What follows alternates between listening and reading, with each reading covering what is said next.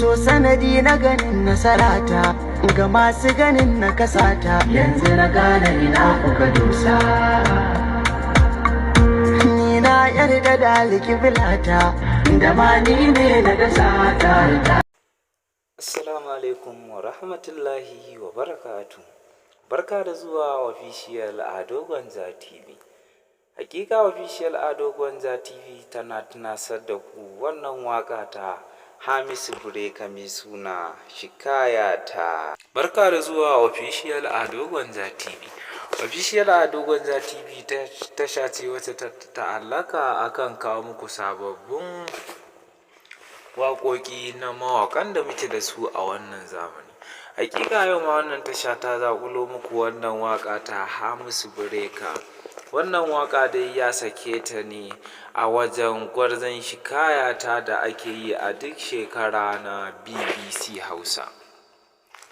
Na san mai saurare zai so ya ji wannan waƙa ta Hamisu mai Breaker mai suna So Ne Sanadin Nasarata. Hakika wannan waka na san za ku ji daɗin ta kuma za ku so ku ji ta. Ka biyo ni ta cikin wannan bidiyon domin sauraron wannan waka ta Hamisu Breaker mai suna So Ne Sanadin Nasarata. Hakika kun san Hamisu Breaker in dai fage ne na waƙar soyayya, shi ma gwarzo ne a wannan lokaci. Abinda za ka yi ka kasance a cikin wannan tasha ta mu mai albarka shine ka danna mana alamar subscribing, wato alamar ƙararrawa, yadda da zarar mun yi update za ka gani insha Allahu. Indai kana tare da Official Ado Gwanza TV insha Allahu, duk wani mawaƙi da zai yi waƙa muna yin ƙoƙarin mun kawo muku ita da zafi-zafinta da ɗumi-ɗuminta.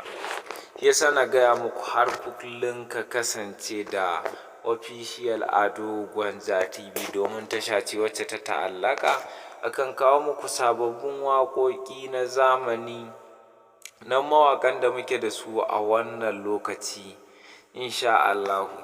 Yau ma dai to ga Hamisu Breaker ya zaki tashi a wajen gwarzon Shikayata. Gwarzon Shikayata dai kun san wani shiri ne wanda ake gudanar da shi a BBC Hausa.